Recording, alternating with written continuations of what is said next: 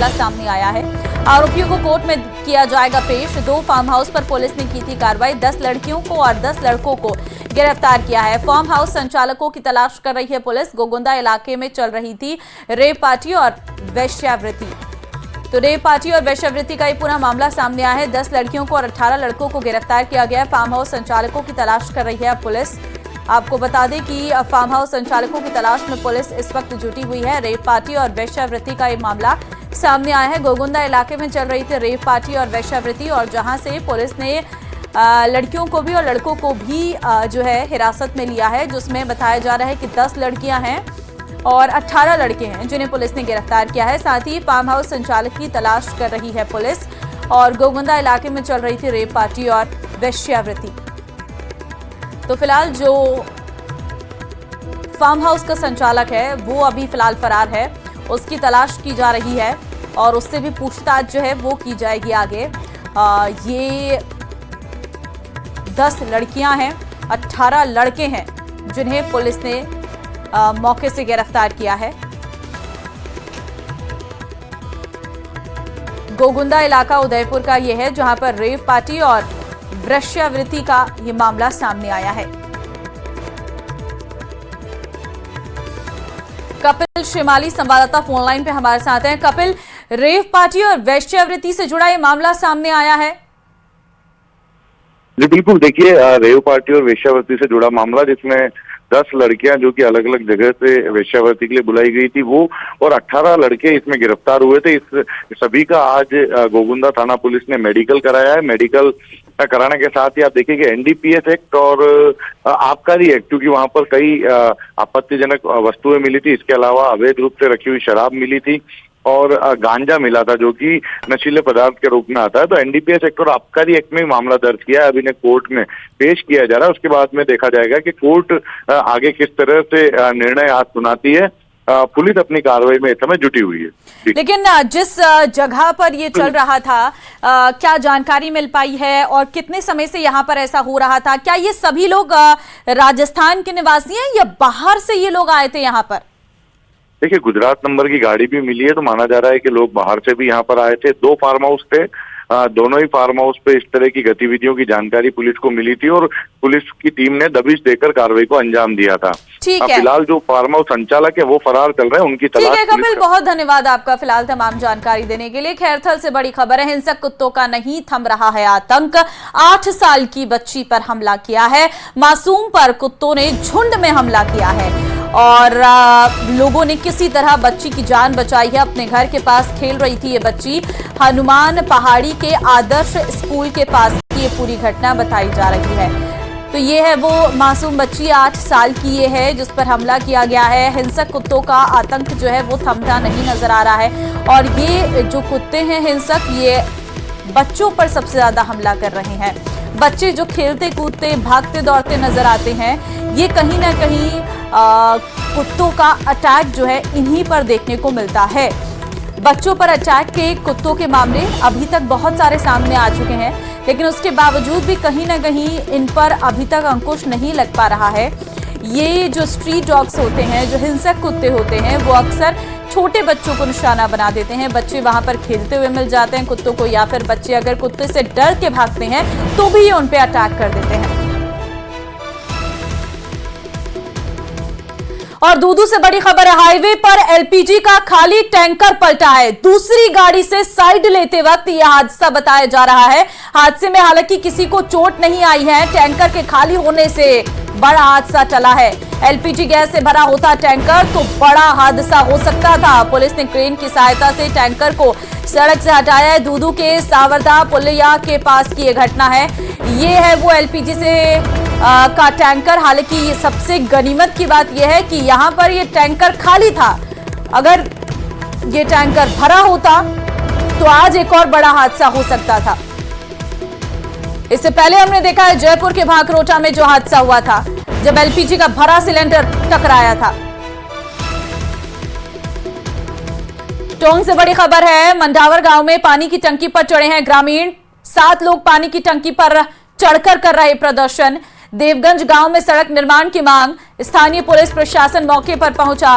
ग्रामीणों को नीचे उतरने के लिए समझाइश का प्रयास किया गया है। तो पानी की टंकी पर ये ग्रामीण चढ़ गए हैं। 7 लोग पानी की टंकी पर चढ़े हैं। दौलत पारिक संवाददाता फोन लाइन पे हैं। दौलत, पानी की टंकी पर जो ग्रामीण चढ़े हैं, क्या अभी भी वहीं पर मौजूद हैं? बिल्कुल, ये मंडावर गांव में है। पानी की टंकी पर चढ़े हुए देवगंज गांव के लोग हैं। लंबे समय से आंदोलन कर रहे हैं अपने गांव में सड़क बनाने की मांग को लेकर। दरअसल ये देवगंज रानी गांव है, ये राजस्व रिकॉर्ड में भी दर्ज नहीं है।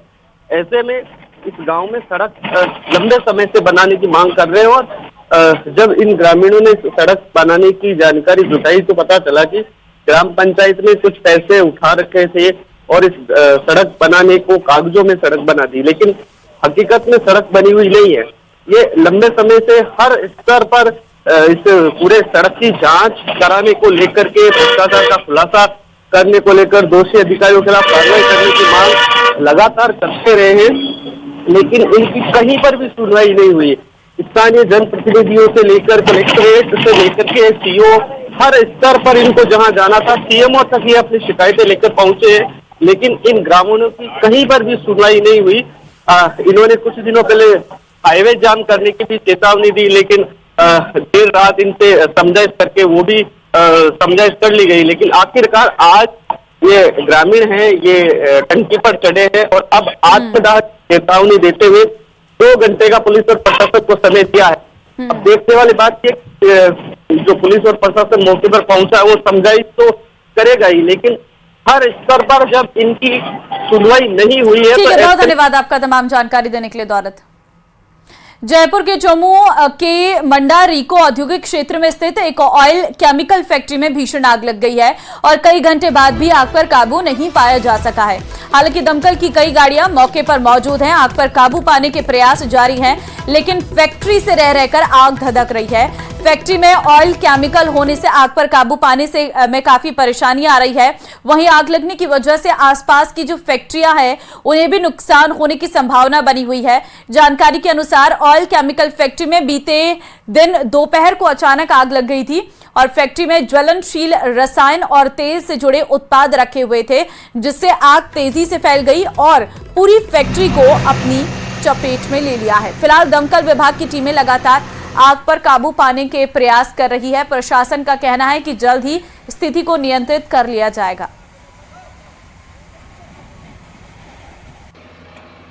और अब जोधपुर से खबर है, जहां पर गैस रिसाव के बाद सिलेंडर में आग लगी है।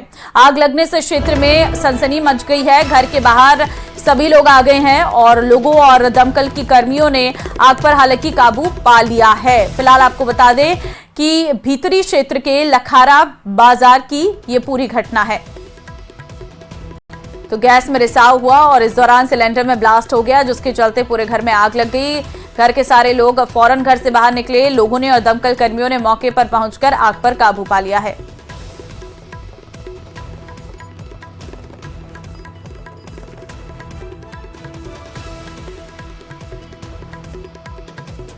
जयपुर से बड़ी खबर है, नरेश मीणा मामले में टली है सुनवाई। बड़ी खबर आपको दे रहे हैं, जस्टिस सुदेश बंसल की एकल पीठ में ये सुनवाई टल गई है। अब 4 फरवरी को होगी जमानत याचिका पर सुनवाई। 12 के कोतवाली थाने में दर्ज मुकदमे से जुड़ा है मामला। आज पुलिस को मामले की केस डायरी करनी थी पेश। प्रमोद जैन भाया के आवास के बाहर प्रदर्शन से जुड़ा ये केस है। तो फिलहाल बड़ी खबर ये निकलकर सामने आ रही है कि सुनवाई टल गई है। सौरभ गृहस्थी इस वक्त फोन लाइन पे हमारे साथ है। सौरभ, खबर सामने आ रही है कि नरेश मीणा मामले में सुनवाई टल गई है। लगता है हमारे संवाददाता से संपर्क टूट गया है, दोबारा उनसे जुड़ने की कोशिश करेंगे।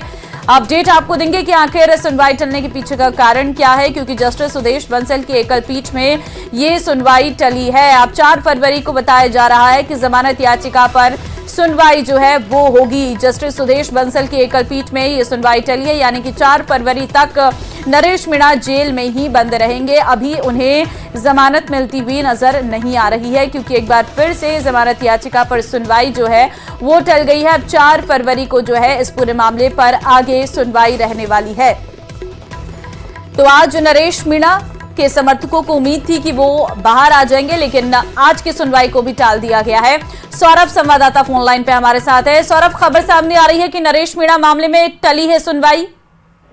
जी बिल्कुल, देखिए नरेश मीणा को फिलहाल राहत मिलती हुई नजर नहीं आ रही। दरअसल 12 जिले की कोतवाली थाने में एक मामला था।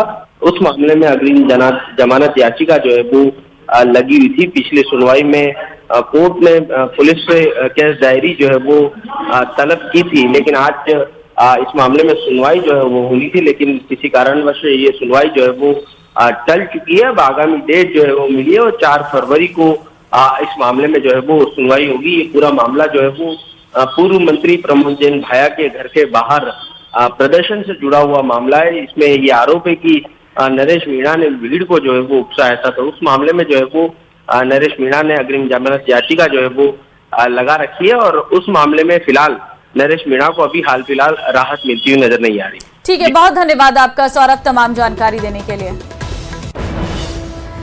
टोंक की निवाई में सिरोही से बड़ा गांव जाने वाली सड़क पर जाम लगाकर लोग प्रदर्शन कर रहे हैं। सिरोही गांव में मुख्य सड़क पर गंदा पानी भरा होने से नाराज हैं ग्रामीण, जिसके चलते उन्होंने पूरा सड़क को जाम किया हुआ है। गांव की सड़क पर कई साल से ये समस्या बनी हुई है।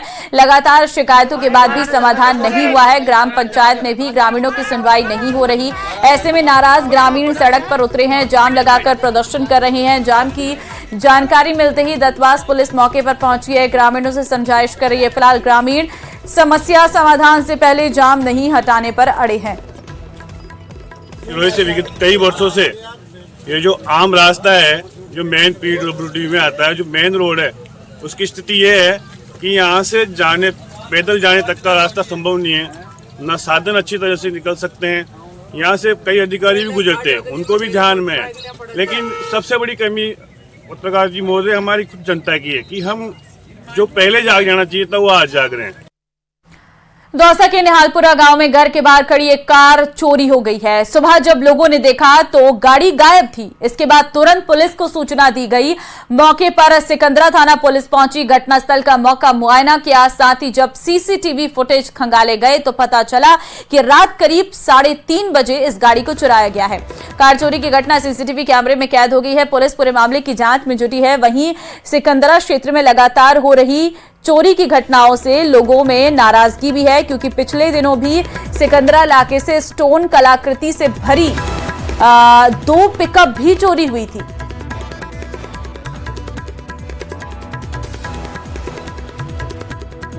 तो 2 लोग आते हैं और कार को उड़ा ले जाते हैं। ये सीसीटीवी फुटेज साफ तौर पर नजर आ रहा है। 2 फुटेज हम आपको दिखा रहे हैं। क्लोज विजुअल है, एक वाइड विजुअल है, जिसमें आप देख सकते हैं कि किस तरीके से आराम से सुबह के समय में ये लोग कार को या बाहर खड़ी कार को उठाकर ले गए हैं। सीधे नजर भी आ रहा है कि किस तरीके से वो कार के अंदर बैठे हुए हैं और कार चलाकर जो है इस कार को लेकर फरार हो गए हैं।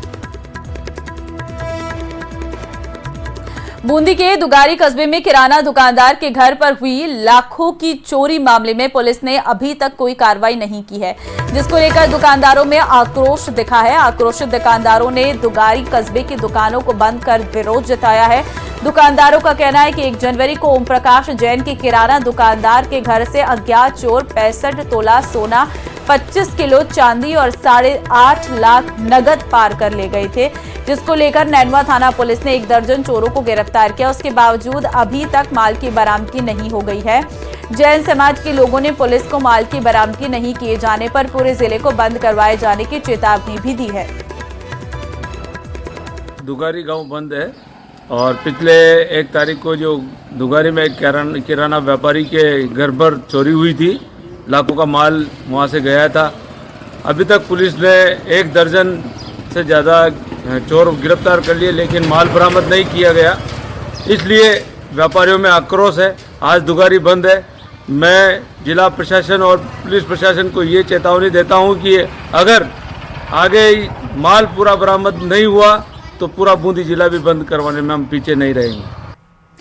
धौलपुर से बड़ी खबर है। वरिष्ठ अधिवक्ता पर जानलेवा हमले का मामला कोर्ट में। वकीलों का कार्य बहिष्कार, रैली निकालकर किया विरोध प्रदर्शन। ठोस कार्रवाई नहीं होने पर नाराजगी। अभिभाषक संघ धौलपुर ने किया कार्य बहिष्कार। अनिश्चितकालीन कार्य बहिष्कार की दी चेतावनी। गुमत पुलिस चौकी के पास अधिवक्ता पर हमला हुआ था। तो धौलपुर से बड़ी खबर आपको दे रहे हैं। वरिष्ठ अधिवक्ता पर जानलेवा हमले का यह मामला सामने आया है। एसोसिएशन के सीनियर अधिवक्ता श्री रामनिवास मित्तल जी के साथ हुई अप्रिय घटना और मारपीट के संदर्भ में आज धौलपुर बार एसोसिएशन ने न्यायिक कार्यों का पूर्ण बहिष्कार किया है और एक आक्रोश रैली परिसर में निकाली और हम सभी मांग करते हैं कि दोषियों को जल्दी से जल्दी गिरफ्तार किया जाए।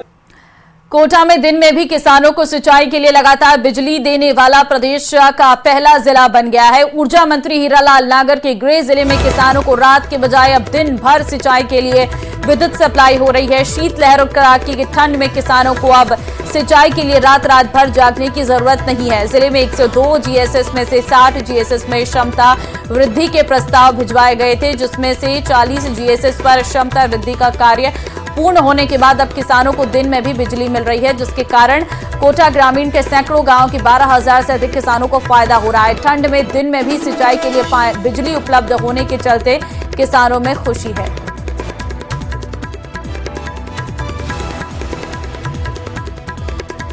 नए और पुराने कोटा क्षेत्र में आज जलापूर्ति ठप है। ट्रांसफार्मर और पैनल बोर्ड की मरम्मत के काम के चलते शाम 6:30 बजे तक शटडाउन किया गया है, जिसके कारण नया कोटा शहर, दादाबाड़ी, बसंत विहार योजना, गणेश तालाब, शिवपुरा, किशोरपुरा, केशवपुरा, जवाहर नगर, घोड़ा बस्ती और राजेंद्र विहार समेत कई इलाकों में पानी की सप्लाई बाधित रहेगी। इसके अलावा वितरण उपखंड द्वितीय में संपूर्ण विज्ञान नगर सेक्टर 1 से 7 तक और बंजारा कॉलोनी में जलापूर्ति बाधित रहेगी।